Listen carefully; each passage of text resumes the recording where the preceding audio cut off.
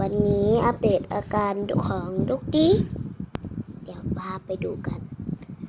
ตั้งแต่วันนั้นมาเมื่อวานโดนกัดเดี๋ยวไปดูกัน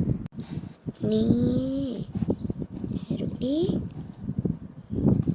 นี่ลึกมาก มันก็เริ่มหายดีแล้วแล้วจุดสีแดงๆตรงนี้มันคือยาแดง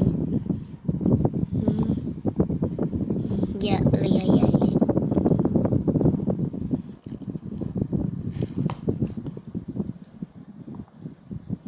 ขออภัยตอนคนกำลังกินข้าว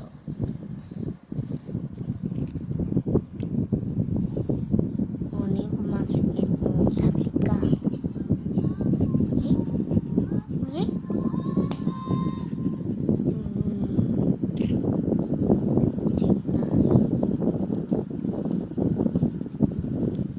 ก็โดนกัด